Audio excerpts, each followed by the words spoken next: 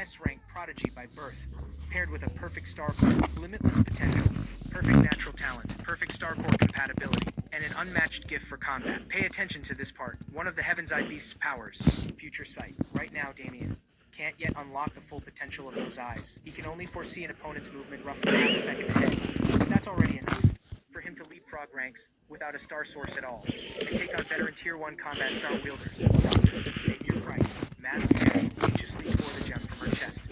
Is the heart of eternal nightmare. I'm afraid, everyone, Damien is not for sale, because he alone can carry the dreams of us old fools, and prove to everyone who once betrayed us, cast us aside, and looked down on us, that so-called embers aren't just ash left over, after the fire's burned out, ready to be swept away. Damien can just rekindle the spark of a new era, and in that new era, blaze up again, bright enough to outshine every star in the sky. We believe, with everything we have, that under his lead, the embers will soon bring the so-called star era to its end, and open a brand new one. Are you ready to welcome a new age, everyone? An age named Damien.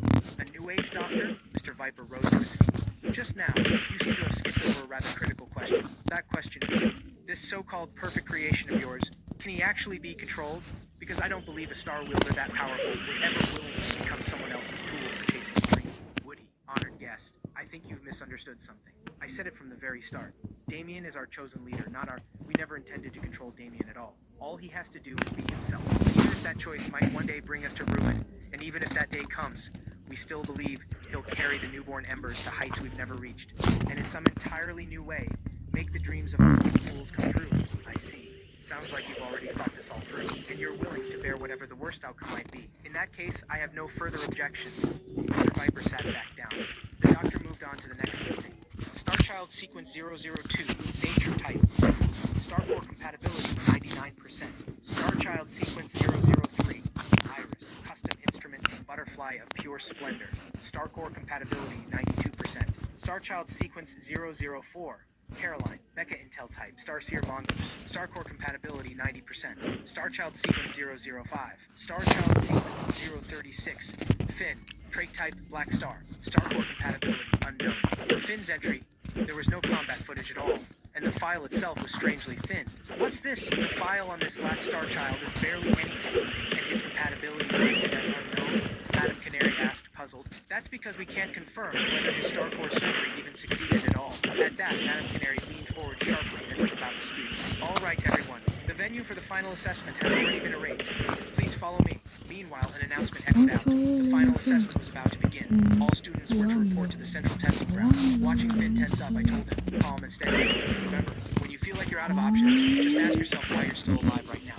Then I turned and called out to Caroline. Let's go, Caroline. Right. I took the lead, Caroline beside me, and stepped first into the dim underground passage. Zara followed close behind.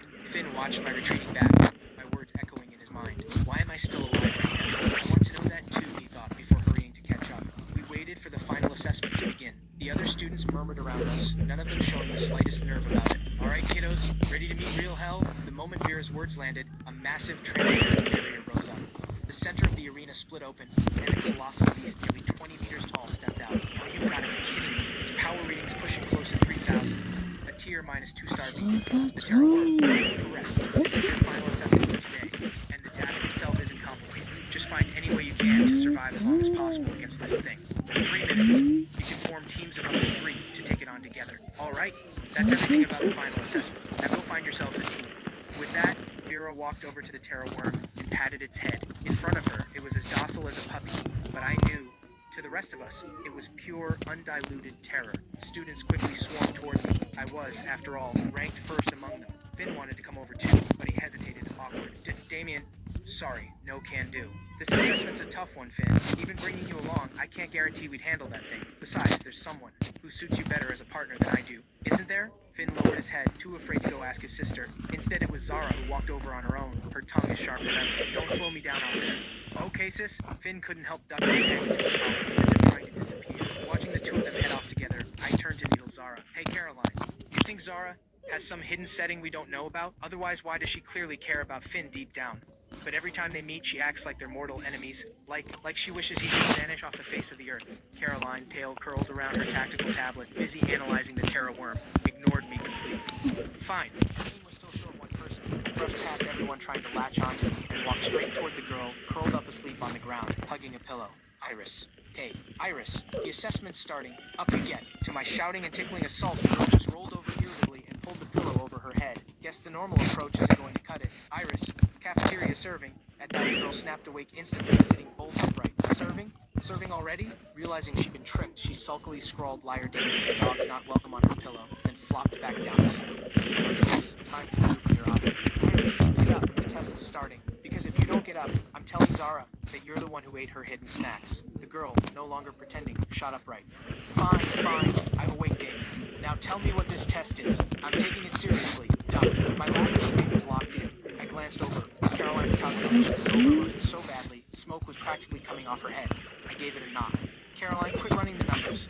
That Terra Worm's star energy alone is more than 30 times ours. You could crunch numbers till tomorrow, and our odds would still be